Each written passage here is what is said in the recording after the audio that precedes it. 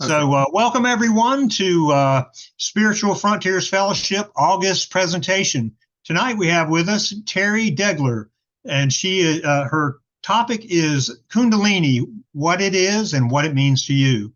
I want to thank everyone for joining us tonight. If you're here for the first time, welcome. And if you've been with us before, welcome back.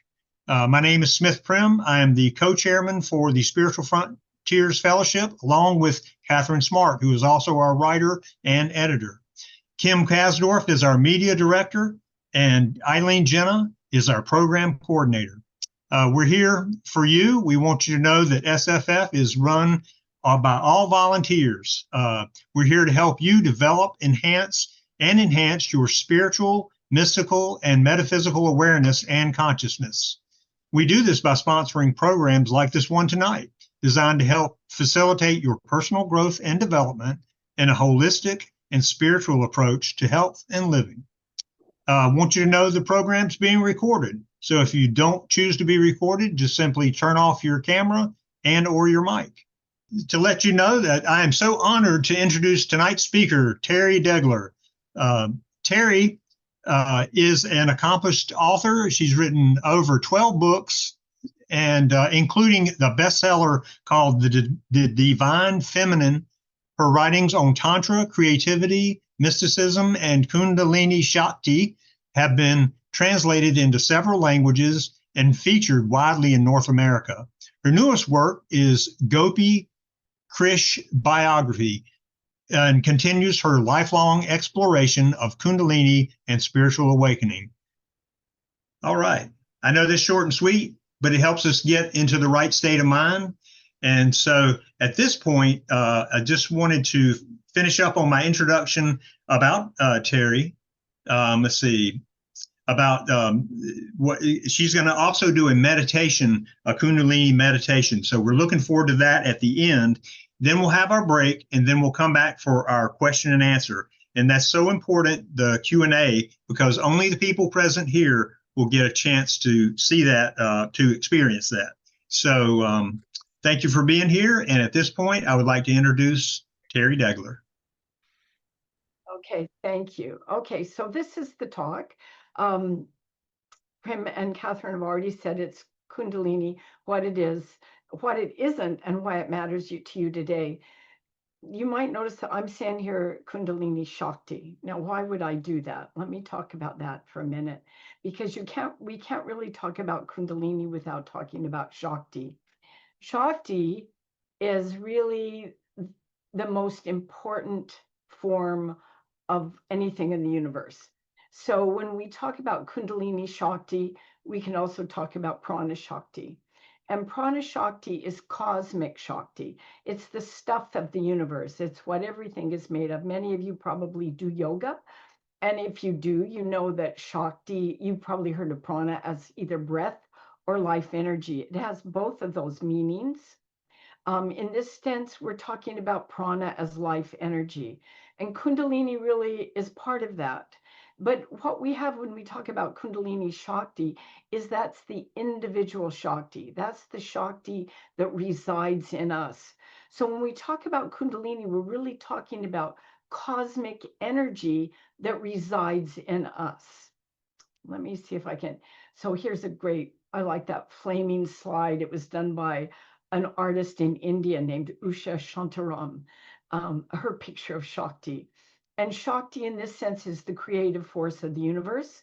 In that sense, she's the creative force within us. So that's what we want to talk about tonight, is this essence of Shakti in us. And that's what Kundalini is. And I think a lot of people don't understand that when they talk about Kundalini. They think it's just some other energy or some other stuff or some other kind of yoga.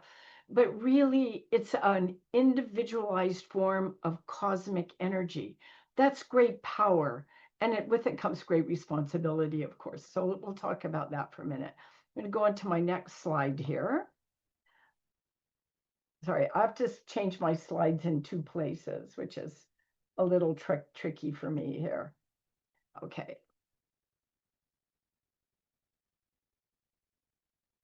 Okay, Kundalini as Prana Shakti, she's the architect of all forms of life, our thinking, our speech, our creativity. She's the energy that brings us to life. She's the energy that fills us with love. And this comes from somebody named Gopi Krishna, who is one of the books I've written. And I have to do a shameless plug here for one of my books. This is a biography. Most of the books I've written and are published by traditional publishers are not biographies. I put this up here because of two reasons. One is that, well, I'm a writer, so I'm going to plug my book. But the other reason is because I have been actually familiar with Spiritual Frontiers Fellowship since 1979, which gives you a little bit of an idea of how old I am. And it also, but those were the days when Paul and Pat Fensky were heading, Paul was, I think, head of Spiritual Frontiers Fellowship International. And there's actually several pages about the Fenskys in this book. So I thought some of you might be interested in that too. Okay, so here we have the traditional picture of what you see when, just if you give me a moment here, I need to adjust my thing isn't working here. Okay. This is the microcosm in Tantra. This is why I think most of you know about Kundalini. And to a certain extent, this is correct and it's right. When you see this is the picture of the yogi, and here it's a woman, so it's a yogini. And we see in yoga today, a lot of times somebody who just teaches yoga is called a yogi. But in true form of these traditions, a yogi is someone who has attained yoga. That's what I'm a student of Sanskrit, so I don't want to get into that too much, but a true student of, a true person of yoga, who is a yoga, who really could be called yogi, is someone who has obtained yoga, and that would be yogin. So the woman who has attained yoga is called yogini, and this is a yogini. So to attain yoga, the idea is that you would awaken Kundalini-Shakti to the whole. And there's dogs barking. My husband is supposed to come in if dogs are barking. I hope he does. So what we have here is the yogini sitting with the 7 chakras.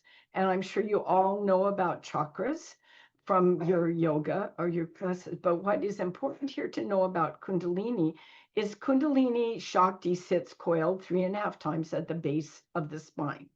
And this again is the individualized yoga. Sorry, dog has stopped. That's better. This is the individualized cosmic energy, and it can rise up through these 7 chakras to meet Shiva. So the idea is that Shakti is the feminine energy and Shiva is the masculine energy. And in Tantra, all of this talk about Kundalini comes out of 2 basic systems of Hinduism. And one is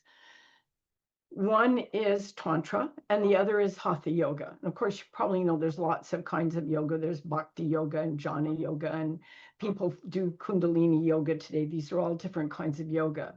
But what the important thing about Kundalini comes out of 2 sections, and that's Tantra and out of Hatha Yoga. So if you do yoga today and you do any kind of postures, you're doing what was originally Hatha Yoga. So if you're doing postures, the original purpose of postures in yoga, one purpose was to awaken this energy and bring it up the spine. Another purpose of Hatha Yoga or the postures was to make your body strong, make you healthy, make you fit. And I was very interested to hear Prim say earlier when he introduced Spiritual Frontiers Fellowship that this is also about healthy living and healthy life, because this is part of it. We need to be healthy and strong as this spiritual energy awakens in us. So the other thing I wanted to say here about this is that we see these 7 chakras, and we as a society today have become very invested in this idea of 7 chakras. And that used to bother me, because if we go back to these many systems that talk about the awakening of Kundalini and talk about chakras, Some have 10 chakras, some have 12 chakras, some have 15 chakras. They're all different. So the idea that there's 7 chakras, or really in this, it's 6 chakras, and then the 1,000-petal lotus at the top of the head. But we're starting to count that as a chakra too. So everybody talks about 7 chakras. That bothered me because there was no reality in ancient texts about this. But it is there in some traditions. And why have we become invested in it? Maybe because the number 7 is so important to us, and it is important. We have 7 notes of the musical scale here in the West. We have 7 colors in the rainbow. And this idea that the 7 chakras are associated with that has become very entrenched. And so maybe that's good. Maybe there's a good reason for it. So today we'll just talk about these 7. We'll stick with it. And think about this idea, though. This is what's important, is that Kundalini is your individualized cosmic energy sitting at the base of this spine. And the idea of the importance of this is that it propels us along our spiritual journey. And again, this is something that isn't known about Kundalini today, isn't talked about anywhere. It's talked about just as some kind of strange energy that has to do with serpents or power or something. But we don't really recognize the fact that Kundalini energy is the energy of the cosmos. It's the energy of awakening. And in these traditions, in Tantra and Hatha Yoga, it's the energy that propels us along the spiritual path. It's the energy of evolution. And I think of evolution in this sense as a very individualized sort of transformation of consciousness. We're moving along in a powerful way and a transformation of consciousness. And that's what else is a spiritual journey but this evolution, this transformation of consciousness. And we're going to talk about that more in a minute. Okay. Kundalini in this sense is responsible for, then, if we look at Kundalini in this broad sense, it's responsible for mystical experience. And when we talk about mystical experience, and again, that was mentioned at the beginning of this lecture by Prim, I thought that was very good. We talk about the mystical and experiencing the mystical. In a minute, we're going to talk a little bit more about that as a continuum of experience. And that's a very, very important thing when it comes to why this is important to us, is this idea of a continuum of experience. But right now, let's look at the mystical experience from terms of the great mystics like Saint Teresa, Saint Hildegard of Bingen.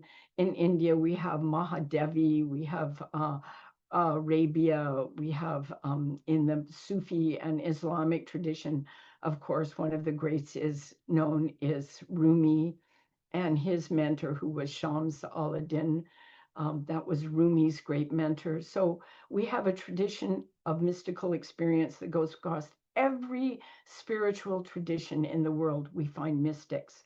And when we look at those mystics and their experience, we find that they have basically, they virtually all talk about an experience of light. They also, very common is experience of oneness or union. And another very common experience is bliss. So again, in this Hatha Yoga and Tantra tradition, we look at Kundalini as being the responsible force for that. And how that happens when we talk about Kundalini in this sense is that Kundalini is, in a sense, biologically based. And that's why I like that image that we have of the yogini or the yogi with the Kundalini at the base of the spine, because it's in our bodies. And that means it's biological. And that's very hard for a lot of people to accept, that it might be biological and spiritual. There's a great tradition today among skeptics and among scientists to say, well, it's just biology, so it doesn't matter. Yes, maybe you had a mystical experience, but perhaps it just switched something in your brain. Something just happened. You know, it was a neurotransmitter that was fired or fired differently. But what this tradition of Tantra and Hatha Yoga says that being in the body means that it is both spiritual and physical. So we have a tradition of spiritual and biological awakening in the body. And that means that something happens in the brain. And we look at the brain as, what is our brain? It's our brain is our instrument of perception. It's the way we perceive the world. So these traditions are saying something happens in the brain, something actually changes. And traditionally, what seemed to happen is that the Kundalini rises up the brain, rises up the spine, enters into the brain, and triggers the Brahma Randra, which I won't get too much into, but that's a traditional idea that the brain changes, that our organ of perception actually changes, and that the mystics then had this organ of perception change, their brains change. They could see things that the average person couldn't see. And that's what we're trying to say.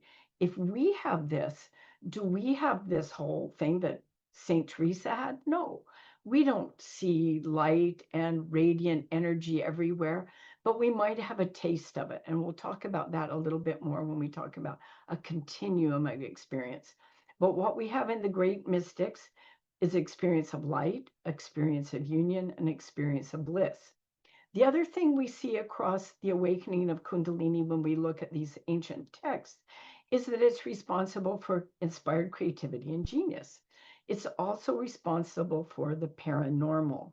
Now, you recently had a psychic fair, so I'm assuming most of the people who are watching tonight are comfortable with the idea of the paranormal. Lots of people aren't, and I find it a little hard to talk about sometimes because, well, it's otherworldly, right? It's not of this normal world. So your average population doesn't always gets a little nervous when we talk about the paranormal. But in yoga and in Buddhism, in yoga, these are called siddhis. And the idea that the Kundalini awakened, it not only caused mystical experience, inspired creativity, but it was also responsible for this awakening of these paranormal abilities. There was no awakening of paranormal abilities without the awakening of Kundalini. So this would be another thing we might add to this is an NDE, a near-death experience. And I would put that in this category. Most people might not, but I would, because it's an experience of the otherworldly. It's an experience that's somehow different than what we normally experience. Now, if we want to put this in a Christian tradition, which many of us are in the Christianity, these are called charisms. So in yoga, they're called siddhis. In Buddhism, they're called iddhis. And in Christianity, they were called charisms. And in Buddhism, they were called iddhis. If you want to talk about paranormal, go to the New Testament. It's everywhere. There's a great deal of information about it. And in the Old Testament of Christianity, we had prophets who could they could prophesy, they could see the future. And people who could interpret dreams, had prophetic dreams. And in the New Testament, we have healings, and we have prophecy, and we have speaking in tongues, many different things. So these paranormal aspects they're not as they shouldn't seem as odd to us or as unfamiliar to us as they are. They're deeply part of Western tradition, and they're certainly deeply part of Eastern tradition. So let's just, I would like here, I'm just going to show a few slides here that talk about some of these characteristics. And this is from a tantric and ancient Hatha Yoga text called Panchastavi. Pancha is 5 in Sanskrit, and Stavi is verses. So it's a system of 5 verses, but it's a very beloved sacred text in India, and particularly in Kashmir. And this is what it says about Kundalini. There it's called the goddess Tripura. So may the goddess Tripura, who is of the nature of light and sound, shining in the forehead like the lustrous rainbow of Indra, in the crown of the head like this luminous white shine of the moon, and in the heart like the never-setting splendorous sun. Next slide I love this slide because this is the heart, and it's the sun in the heart like the never-setting splendorous sun. This is a beautiful slide. This is the image that I have in my mind when I think of the light of mystical experience. And here is another text from another ancient text from probably about 600 AD or 600 Common Era. And this text was called Soundarya Lahari. And it's, again, a very widely loved text in India. And it talks about the creation of inspired creativity with the awakening of Kundalini. And here it is. How will the words, which are the sweetness of honey, milk, and grape juice, not be in the command of such as have bowed even once to thee? So this idea of having bowed even once to thee is the idea that you have awakened this divine energy, this Mahadevi, this great force, this divine mother, and you've awakened it, and you have inspired creativity now. Again, this is with an awakening of the divine feminine. And here's another quote from, this one's again from Panchastavi, and it has to do, again, which I said earlier was a tantric text from probably about 600 or 700 AD.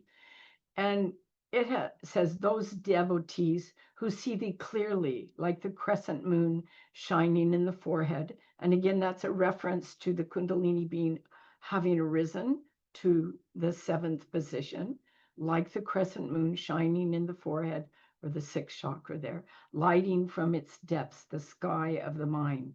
Those wise men soon become seers. So the word seers here is another word for prophets. Again, it's telling us that the awakening of Kundalini is responsible for these paranormal abilities, the becoming of a prophet, the becoming of a seer. Now, another thing that in that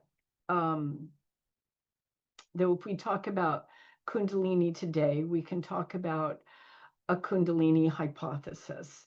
And when I flashed that picture of Gopi Krishna earlier, I wanted to say and make it really clear, he was not a guru. He did not take followers. He did not awaken Kundalini. He wanted nothing to do with that. He spent his life promoting the idea that we should do scientific research into Kundalini, because otherwise we would never know. We would never understand exactly what it was or how it worked in the human body, and we wouldn't understand how important it was in terms of human evolution. But in this Kundalini hypothesis, which is essentially set out for scientists, and he died in 1984, and none of this research ever happened, but maybe it will at some time in the future. And this hypothesis that was set out said Kundalini is responsible for, as I said, mystical experience, inspired creativity and genius, paranormal phenomena, and phenomena including things like NDEs that I would lump in paranormal phenomena. Not everybody would, but I would. And also either responsible for or related to or perhaps mistaken for some points of mental disturbance. Now, this is something we really don't understand about Kundalini. But if you know anybody today who's had a dramatic and sudden awakening of Kundalini, they may have had very strange phenomena occur to them. They maybe had, their life may have been turned upside down. And this may have seemed, if they ended up in going to talk to a psychiatrist or going into a hospital, may have seemed like a mental disturbance. Is it? I don't know. We don't know the answer to that. We don't know if it's mistaken for something or is something really gone wrong. We don't know. This is one of the reasons I would promote science in the future, hopefully, to look at Kundalini. But again, we're going to talk about that a little bit in terms of when we talk about the continuum of experience, or the gradual, which will end up being the gradual awakening of Kundalini. Now, one of the people who's had this, I'm showing this book here. Some of you, especially if you're therapists, you're well aware of this. This is called the Diagnostic and Statistical Manual of Mental Disorders. And a fellow named David Lukoff in the States, who has a PhD in clinical psychology, worked for years to have added to the category in the DSM of mental disturbances that something could be spiritual. In other words, it could be spiritual and not a mental disturbance. So somebody might have a profound spiritual awakening. It may turn their life upside down, but it's not necessarily a mental illness or anything that we would call a mental disturbance. It's something different. And that is now in the DSM-5. And it was also about 8 years back in the DSM-4. So the person responsible for that is David Lukoff in the US. He gets a tremendous amount of credit for recognizing spiritual experience in all of its many ramifications. So what I'm trying to say really is that Kundalini is really responsible for all forms of our mind, of our spiritual journey. Kundalini is the propelling force for us on the spiritual journey. It's a big deal. It's not just a flick. It's not just a blink of the eye. It's a very important concept. It's very important for anybody who's on this spiritual path. And one of the reasons for this is that in India, Kundalini is seen as a universal energy known by different names. And that's what I'm really trying to say here. If it's the energy of the spirit, it's the energy of transformation, it's the energy of evolution. It doesn't matter if we use the word Kundalini, which is a pretty strange word when you get down to it.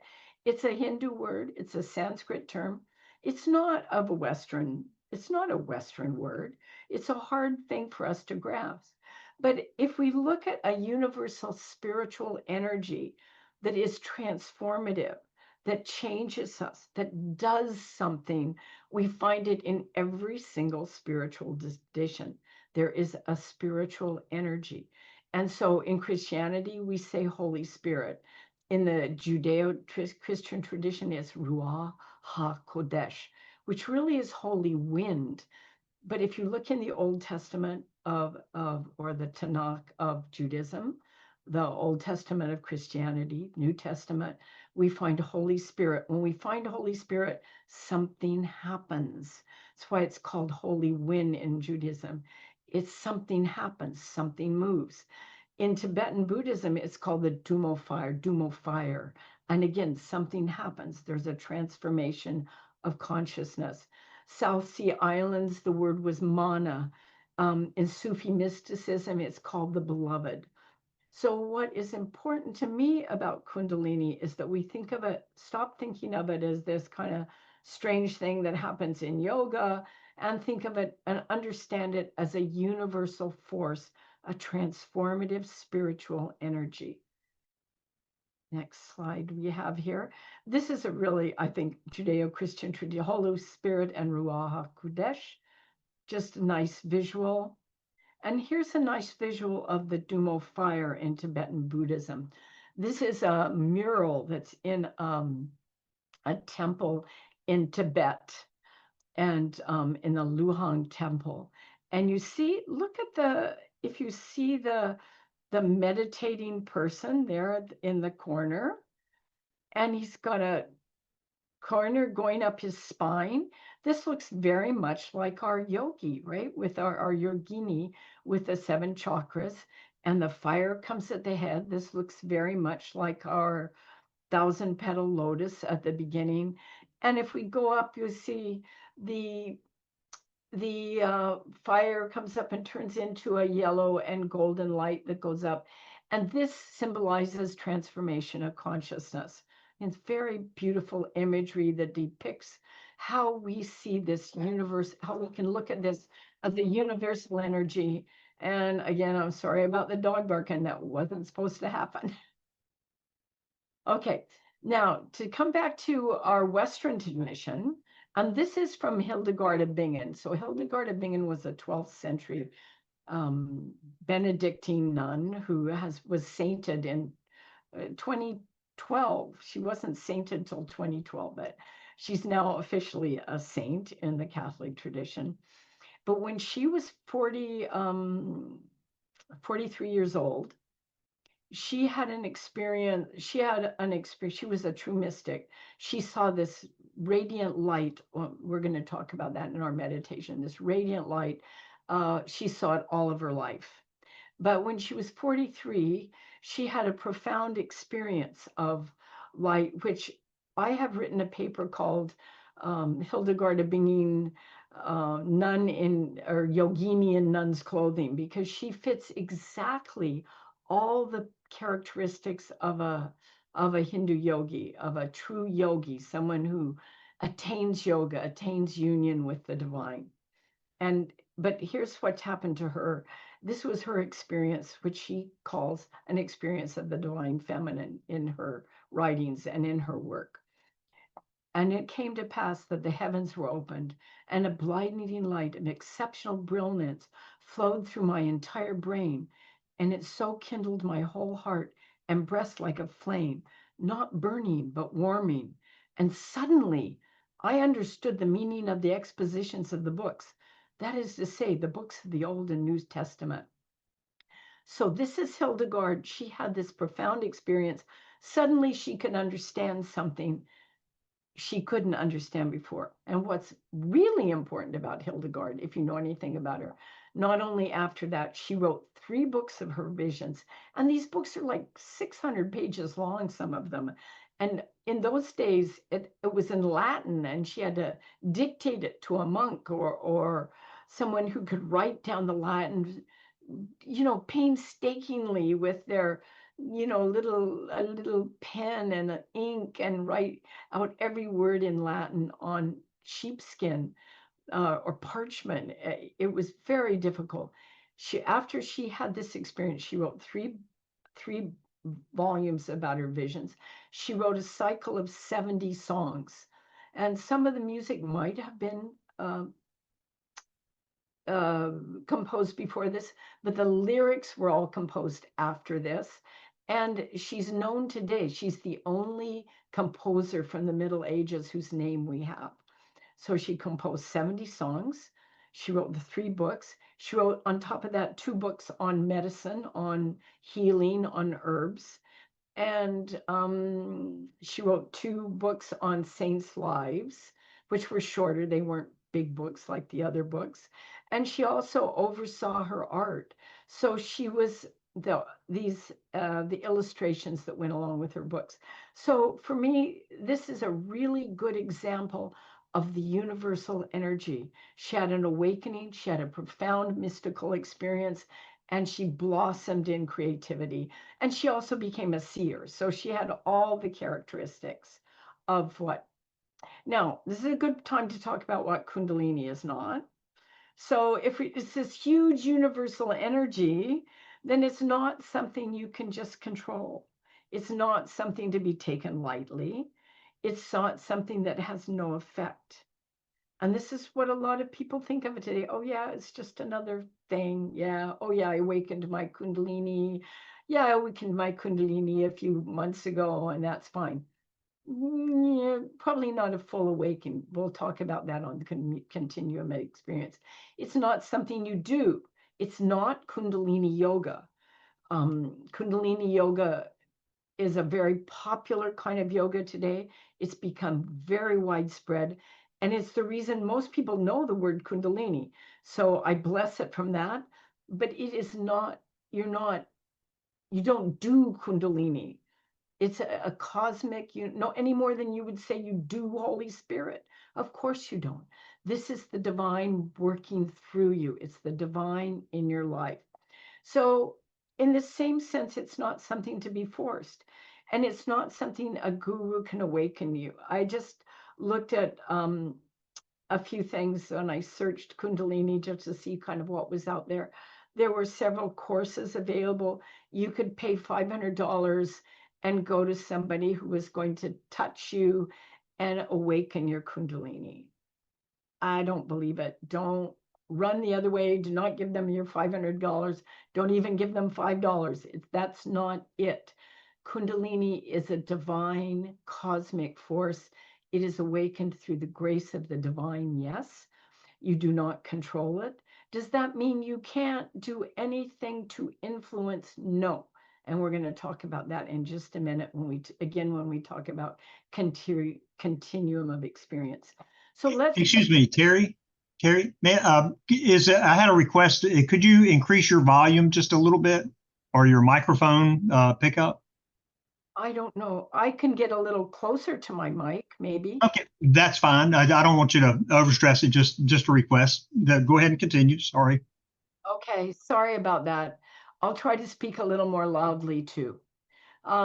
So let's just review the characteristics of awakening before we go on, because we've really covered quite a bit of this universal energy. If it's responsible for mystical experience, inspired creativity and genius, the paranormal, whether we call it cities or chrisms, NDA type phenomena, and possibly some types of mental disturbance either being related to it or mistaken for it. And that's a very important distinction. Okay, the next, let's talk about the continuum of experience, because this is where it matters to you. Because one of the things, and in that book that I wrote about Gopi Krishna and his work on Kundalini, was one thing he never talked about was a full awakening. And I think that's a really important distinction, because I think everybody now who's on this spiritual path, and if you're part of Spiritual Frontiers Fellowship, if you're part of me, like me, just searching spiritual, just wanting to be on a spiritual path, wanting to know the divine, wanting to be a better person, wanting to do good in the world, we're on some kind of spiritual path. I think that means that this energy is awakened. That doesn't mean it's fully risen up to the top and turned you into a Buddha. Because in my mind and my thinking is that this full awakening is Buddhahood. So that's not us. We don't have Buddhahood. We don't have a full awakening. We don't have Christ consciousness. But what we have is an activity level. We have a level of this energy propelling us along this spiritual path. So we don't have Buddhahood, but we have moments of mystical oneness. We have moments of bliss. We have moments when we know the divine, when we know God. We have moments, or maybe we even have days or weeks or maybe more of it. We're probably not becoming a Saint Teresa or a Rumi, or on the far end of a continuum, Christ or a Buddha or a Mohammed, but we're having moments and we're on a path. And I like the idea of a path for one reason. And I like the idea of a spiritual journey for one reason, because it gives us the idea that we're moving along, we're going forward. I don't like it because when we think about a path, sometimes we think we could be ahead of somebody. We could think we could beat somebody. So what's another important thing about this idea of the continuum of experience is that we don't beat anybody. It's grace. It's the grace of the divine. Maybe we do reach, maybe some of you will reach Buddhahood. I'm pretty sure I'm not going to in this lifetime, but maybe some of you will. I don't know. We don't know. That's grace. That's from the divine. Maybe we would reach Christ consciousness. I don't know, but that would be full awakening. So what I'm talking about here is what most of us are on, and what I think probably you are on, and what I know I'm on is a continuum of experience. I have moments of the mystical. I've even had three and more probably, but three really profound mystical experiences in my life. Totally changed my life. These mystical experiences, they were huge to me. And when I had them, I thought, oh, I've got a fully awakened Kundalini. But I didn't. No, I didn't. I'd had a taste of it. And that's what I think for the majority of us, this is what we were all on. So in that what we just referred in terms of inspired creativity. So I think most of us don't become a Shakespeare. We don't become a Rumi. We don't become a great poet like, I don't know, Christina Rossetti. Gabriel Rossetti happens to be in my mind right now, but we don't become great poets. We don't become world-renowned Wordsworth, but we have a poem come to us. And many of you maybe have this experience. You're just sitting there one day and all of a sudden this poem just came to you. You're not a poet. You've never been and you have to write it down quickly. That to me is a sign that this energy is awakening. It's moving. It's propelling you. Or in terms of profound paranormal ability. No, you don't become a Nostradamus. You don't become a great seer like Hildegard was. You're not able to predict the future. No, but you become more intuitive. Your intuition becomes stronger. You become more in tune to your intuition.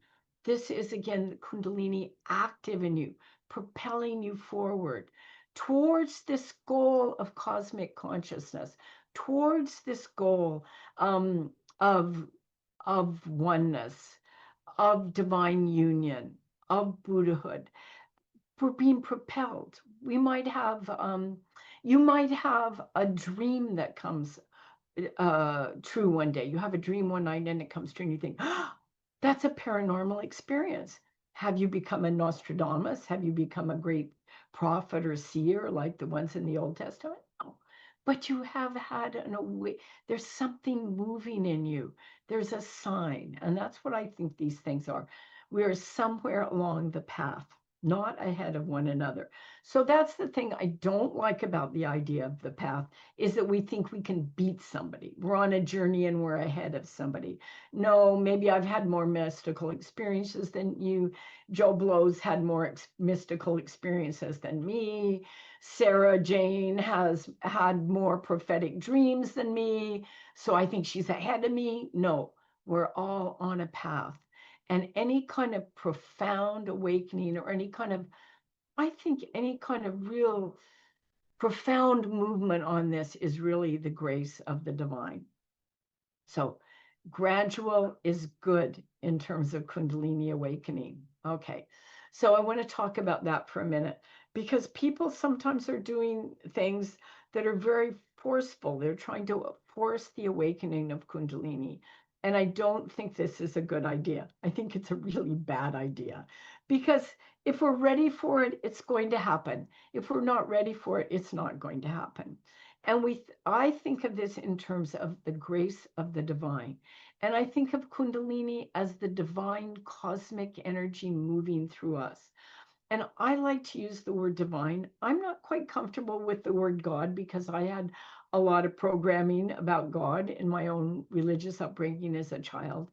And I have a hard time getting that idea of God as a big guy sitting in a chair with a beard up in the sky who's going to judge me. And I think a lot of people have that idea of God. We are getting rid of that. We think of God in a more cosmic sense, a more universal sense. And I like to use the word divine for that. My daughter, who's in her 30s now, doesn't even like the word divine. She uses the word the universe. The universe is speaking to me. To me, that's too far away from it. But I think what we have, I'm going to use the word divine in the next few minutes when I talk about this. So this is divine cosmic energy moving for us. We have little bits of mystical experience. We have inspired creativity. We have the paranormal. And we've had some kind of upset. When does this upset come? Mostly it is with these very dramatic, forceful awakenings. And that's why I say do not try to force the awakening of Kundalini. If it's there, it's there. If it's moving gradually, that's good. Do you really want to be this fully awakened, walking around saint today? I don't know, maybe you do. I don't. I'm not ready for that. I just want to be on a spiritual path and get a little more be better as a person all the time, be better every day. That's what I'm trying to do. And that's what I think this energy is doing in me. It's propelling me, it's moving me along this journey. So, again, forcing it is what causes a dramatic awakening that causes extreme upset. Your world turns upside down. And we can talk about that more if we have a little more time. I'm not sure where we are on time. Prim, how are we on time right now? My clock. We're doing pretty good. It's 7:53, so I say continue on. Okay. And we've got the continuum of experience. And I want to talk about the transformation of consciousness a little bit here. When I talk about this, I think about maybe to me, it comes to me in a sense of yearning. So I think of it in terms of how I'm yearning. What are you yearning for? I'm yearning to be a better person. I'm yearning to be, I would like to be more creative. I'd like to be a better writer, but I'm yearning more to express myself in this divine way. I'm yearning also to help planet Earth. I think a lot of us today see a tremendous amount of environmental destruction. We're worried about planet Earth. And I like to say Mother Earth. It's kind of dates me as an aging hippie when I say Mother Earth, but I have a yearning to save Mother Earth. And I have a yearning to be a better person. I said that already. I have a yearning to know God or know the divine. These all things to me require a transformation of consciousness. The more my consciousness transforms, the more I am able to do this. So the more this energy flows through me, the more I am able to be this person that I want to be. And I think if we look at this in terms of what we see in the world today, one of the things we see awakening is a tremendous interest in Buddhism. I'm not a Buddhist. If I'm anything, my leanings are towards Hinduism and yoga and the teachings of the great Hindu mystics. I grew up as a Christian. I was certainly baptized as a Christian, but I see a huge interest in Buddhism today. Why is that? It's because they talk about mindfulness, and mindfulness is it's a transformation of consciousness, isn't it? It's a way of stilling our minds, of becoming aware of what's going around us. It's a way of changing the way our consciousness works. So I think that's one way we can look at a transformation of consciousness that's happening. And that Buddhism is important today because also when they talk about mindfulness, they talk about compassion. And they talk about the Buddha going out into the world with compassion. And what can we do if we have any of those yearnings? They require compassion, don't they? They require us to go out into the world with compassion. We want to change the earth. We want to be environmental activists. We're more effective if we do it with compassion, if we do it with divine love. So if we see the divine oneness, which is what happens when we have mystical experience, and what I think is what's happening when we slowly, gradually change with mindfulness, we're beginning to see the oneness of all. And this is what the Buddha talked about. And if we go back to what Christ talked about in Christianity, it's exactly what he talked about. He said in the two great commandments, what were the two great commandments? Love the Lord thy God with all thy heart, with all thy soul, and with all thy spirit, something like that. The second was like it. Second is like unto it, love thy neighbor like thyself. Why do you have to love your neighbor like yourself?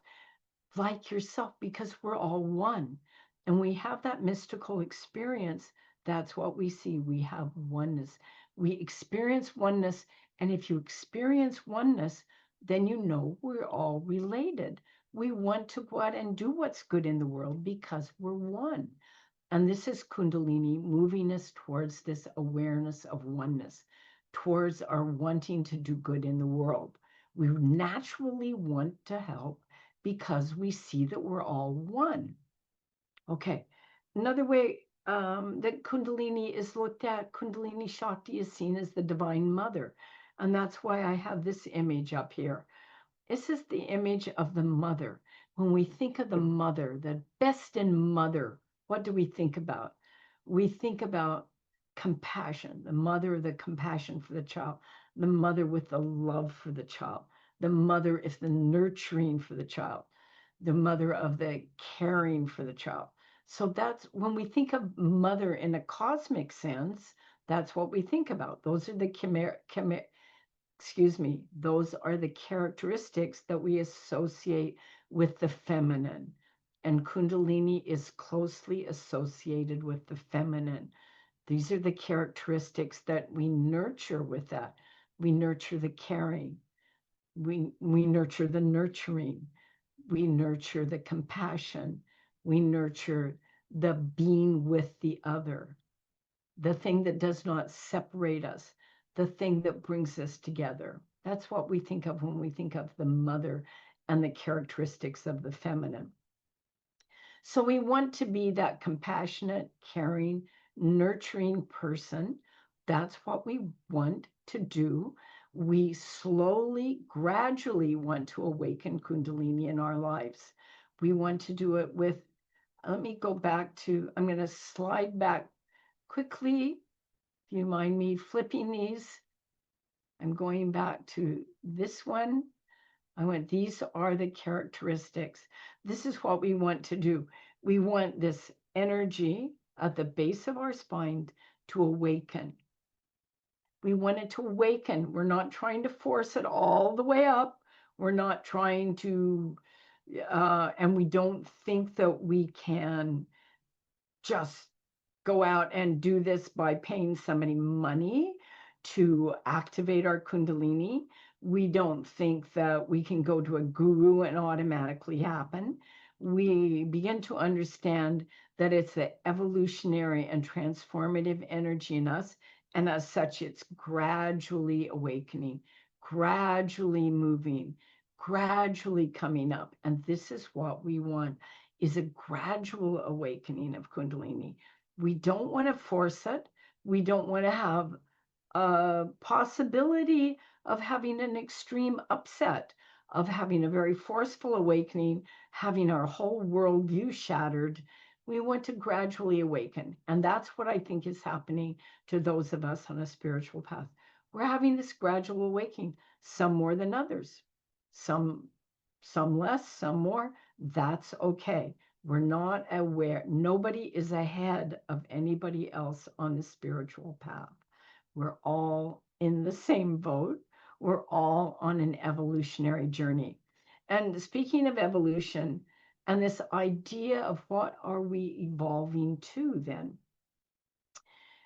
several great gurus, great teachers of the past have talked about our evolution of consciousness. And one of the ones that I am the most interested in, sorry, I hear my voice going down again, is Teilhard de Chardin. And Teilhard de Chardin, maybe many of you have heard of him. He was a Jesuit priest. And he was actually excommunicated at one point for his ideas on he talked about the eternal feminine, not necessarily the divine feminine, but he talked about an eternal feminine propelling us towards what he called the omega, or the omega point. And what was the omega? This would be what some people would call today Christ consciousness. So a absolute place where humanity would be headed for, this place of divine oneness. Wouldn't we like to have us all be there? This is what Teilhard de Chardin believed we were doing. We were evolving. Another great person who talked about this was Sri Aurobindo in India. These are two of the people who've talked about having the evolution of consciousness and moving it towards a point that was the omega point, this union of oneness with the divine. And in yoga, that's exactly what this union is. When Kundalini-Shakti moves up to meet Shiva. Kundalini-Shakti is the feminine at the base of the spine, and Shiva is the masculine at the top of the spine. This is the microcosm in Tantra. And we can't really talk about Kundalini without thinking about this idea of the human body being a microcosm of the macrocosm. And this is where we get this idea. The Kundalini is gradually moving us towards this state of oneness, this state of yoga, which in yoga would be called true yoga, union with the divine. Are we in union with the divine? Moments here and there. Yes, we have these moments. And if we believe in the teachings of some of the great spiritual teachers, we're really at oneness with the divine already. The problem is that we don't realize it. So in some traditions in yoga, the awakening of Kundalini is the idea that we awaken to the idea that we're actually already one. Realization is not becoming one with the divine, it's realizing we already are one with the divine. That's what we're doing with this process of spiritual transformation that I believe we are all on. We're headed towards this omega point. We're headed towards oneness. Do we as individuals attain it in this life? I know I'm not going to. I doubt if I'm going to. Probably not. Some people might. More power to us. If we would have more Buddhas walking around in the world, it would be a very good thing. But for most of us, it's this gradual transformation that this is the awakening of Kundalini, and this is what it's doing in us today. So, can go back now. My clock just died here. I'm ahead of myself. I'm going to go back here to I would like now to take a few minutes to just describe what I would like to do in this meditation, because I'd like us to kind of experience this energy in ourselves. And again, many of you probably already do experience this. I believe you do. Excuse me. I'm wiggling around and getting far away. I'm trying to get my voice closer to the mic. We have an awareness of this energy at the base of our spine. So what I would like to do in this meditation is have us, it will be basic pranayama. And if you do yoga, you maybe have a kind of pranayama that you already do yourself. That would be fine. You can go ahead and do that. Basic pranayama, I'll explain it to you now. Basic pranayama is the idea, prana is the life energy. It's also the word for breath. So pranayama is the practice of breathing. So it's just a practice breathing, but it's also in this sense, the practice of breathing in the life energy, because prana is the life energy. So what we're going to do in this meditation or creative visualization basically is visualize prana as life energy. And how I want you to visualize it, visualize it as this radiant, luminescent, sparkling life energy, because that's how I see the divine. I see it as a radiant, luminescent energy of divine consciousness that is active in us all in the form of Kundalini, in the form of prana Shakti, in the form of Kundalini-Shakti in our bodies, located at the base of the spine and gradually being awakened all the time as we're on this spiritual path. So in pranayama, what we do in this practice of breathing in yoga is basically we breathe. We remember how we breathed when we were a baby. So again, some of you may remember or know how to do this already from yoga, or maybe you know it already from another tradition. But in pranayama, we do the breathing like a baby breathes.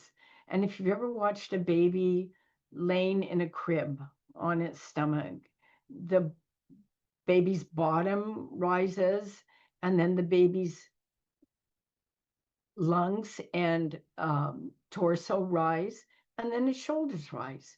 So it's breathing from the basis of the spine up. And we've kind of forgotten how to breathe like that. I know when we were kids in school and the teacher said, take a deep breath, what did you do? You go, like that. And you closed up. You pulled in your diaphragm. You pulled in this at the base of the spine. So the idea with pranayama is that you expand when you breathe in. You breathe in deeply. You breathe in at the bottom of your lungs, and then the middle of your lungs, and then the top. And that's what you saw what the baby did. The baby breathed in at the bottom, in the middle, and the top. And you see the bum rising up, the midriff rising up, the shoulders rising up, because that's the way the air came into the body, rising up. And that's what we will do with pranayama. You're going to practice breathing so that you breathe fully in the bottom first, and then in the middle, and then in the top. So let's just practice that for a moment. And as you're doing that, just we're not going to do the meditation for a few minutes. I'm going to talk quite a bit more before we do that, but just take a few breaths now to practice that.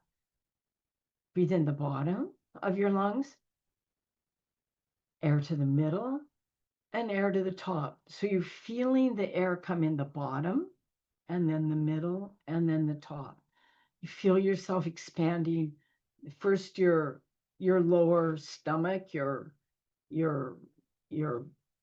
bottom part. I don't know where your bottom, your near your pelvis fills first. Your bottom parts of your lungs fill, then the middle, and then the top. And let's just practice breathing like that for a minute. I'll stop talking for a few moments and let you just practice breathing like that.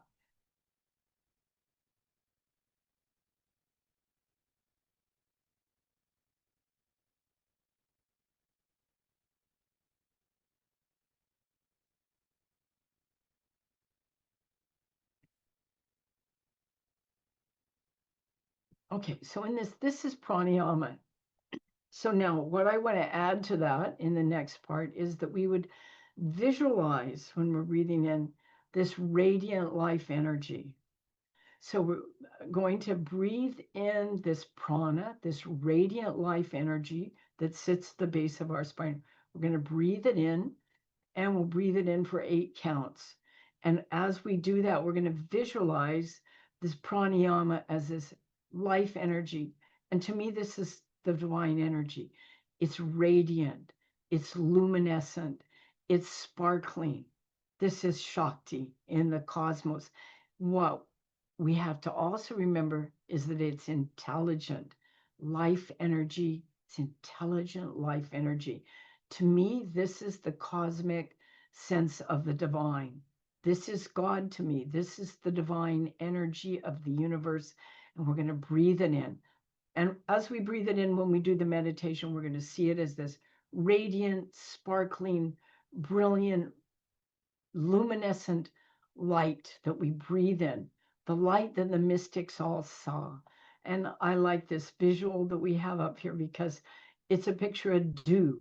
And if you've ever gone out in the morning and seen the sunlight hit dew, to me, that is the visual image of prana, the visual image of life energy is dew sparkling in that radiant light.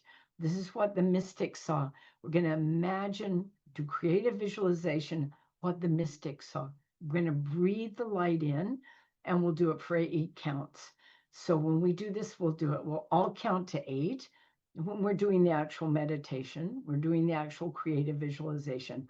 I'll give you 8 counts, and I'll do that a couple times, and then you can do it on your own. Again, doing the basic pranayama. Breathe in the bottom, middle, and the top of your lungs. And when the air gets to the very top of your lungs, then you'll just hold it for 4 counts. And we'll count 1, 2, 3, 4. We'll hold, and then you'll exhale. You breathe out, you exhale this divine energy, the light. And so when you do this, you're breathing the bottom, you breathe in from the bottom, your diaphragm comes in first, then your rib area collapses, and then your top of your lungs collapse. So you have this, it's the exact reverse of your inhale. You inhale bottom, middle, top. You exhale bottom, middle, top, out. That's basic pranayama. I'll do that for 8 counts on that count out. Okay, how much time do we have now?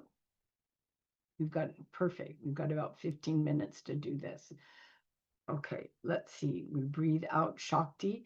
Now, what we're going to do is how I like to do this, and this is what I want you to take home with you for your meditation, to do this at home, is that what I call this my prana Shakti breathing.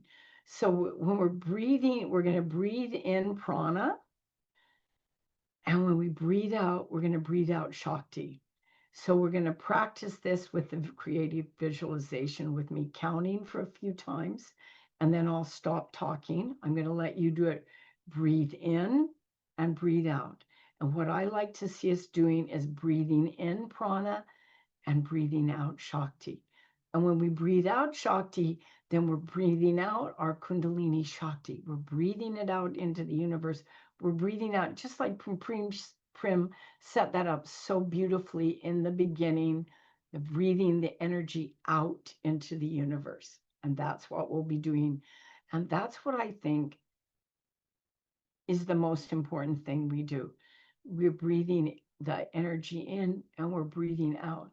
And when I talk about this Kundalini awakening and Kundalini rising, what I want to see us doing is bringing divine energy into the world. And we do that in simple daily ways. We do it by the ways that we are acting in the world. And this is really called karma yoga. We're doing it by our good deeds in the world. And I like this meditation is good because we're breathing in prana, we're breathing out Shakti, we're breathing out divine energy in our daily life. What I'd like to see you take home from this is just a couple things, and that is that Kundalini Shakti is feminine, it's the cosmic divine energy. It's divine cosmic energy in you. And I would like you to take away that it is universal. We may call it Kundalini in Hinduism and in yoga, but it is a universal cosmic energy. And the third thing I would like you to do, if you take this meditation home with you, or any meditation you do, is you have that idea that the energy is awakening in you and that you are pouring divine love out into the universe. And we do that really through the way we do karma yoga, through what we do in our daily lives. What do you do in your daily life to make the world a better place? To me, this is how Kundalini works in the world. And this is what I hope to see happening in the world, is that we're breathing it in, we're pouring it out into our divine daily lives. So now, are there any, I know this isn't question time, but are there any questions about this meditation? I feel like I've gone through it kind of helter-skelter there. Is it okay, Prim? Is anybody what I hear is good. I would like to open it up for just a minute to the group. And is there any questions before we begin? Okay, and you can still wait a minute. I see a couple of comments, but I don't think they're related to the meditation. But after the meditation, then we'll take our break, and then we'll come back for our Q&A. So it's all kind of feel free to ask a question if you have a question at some point, and we'll go from there. I'll turn it back over to you. Okay, so now we're going to do the meditation. I would like everybody to get in your comfortable position, however you are.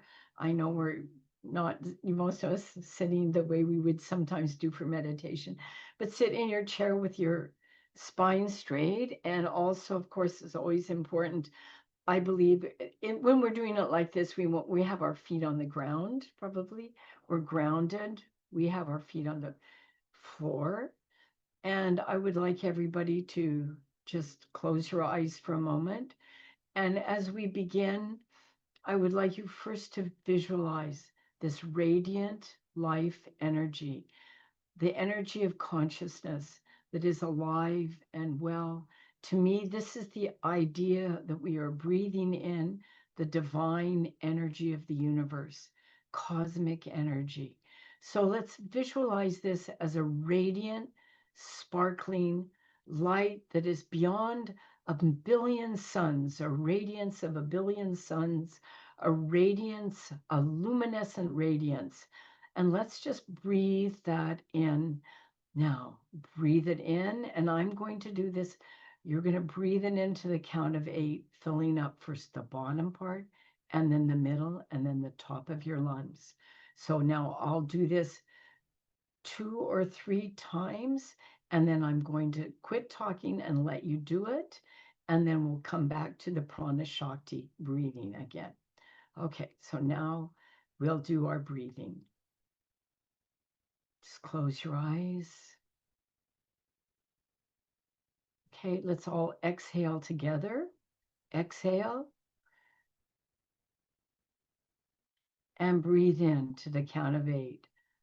1, 2, 3, 4, 5, 6, 7, 8.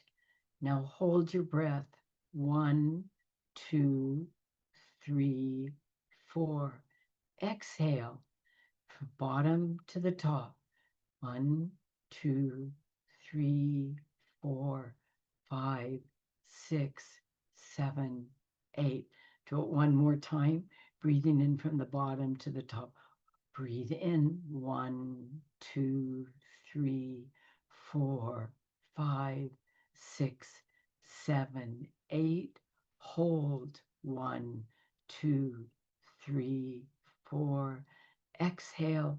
1, 2, 3, 4, 5, 6, 7, 8. So now let's all breathe. Let's do this just breathing on your own. I won't talk. I'll let you just breathe on your own. And as you're doing, visualizing this radiant, white, luminescent cosmic energy filling up your lungs and yourself and your body. Okay, exhale and then breathe in.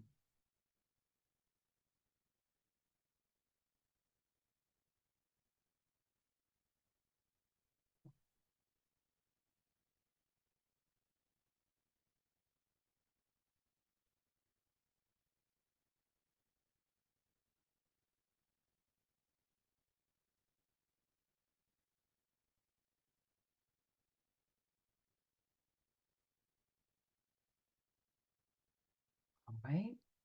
Now I'm going to start talking again and bring us back to this to the creative visualization. So let's all exhale together. I'll give us all a moment to exhale. And we breathe in, we're breathing in prana.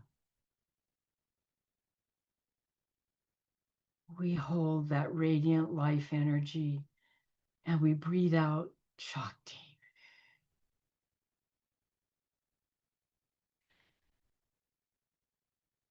Breathe in prana. Hold and breathe out Shakti.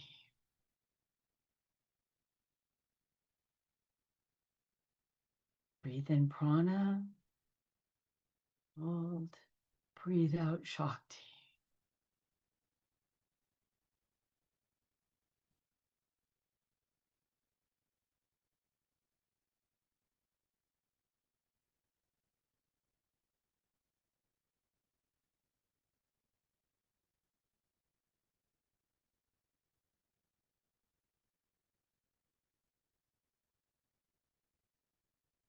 And as you see this radiant energy filling up your self, your being, and spilling back out into the universe, just take some more time to soak yourself See yourself in this radiant white light that is filling you up, the radiant light that the mystics saw, the radiant light of prana, the divine energy.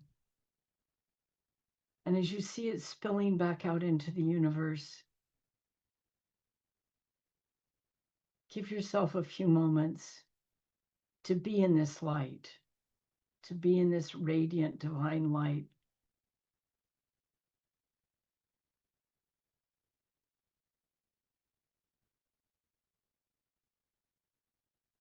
And at the end of this, let's all exhale together.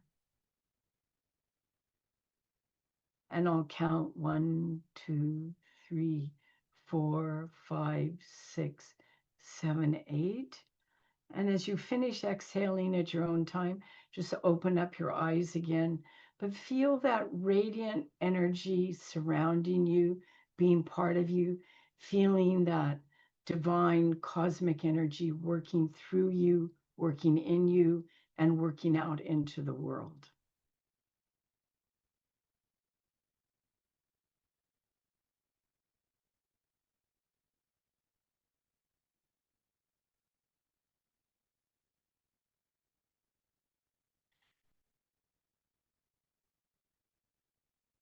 And at your own time and pace, open up your eyes.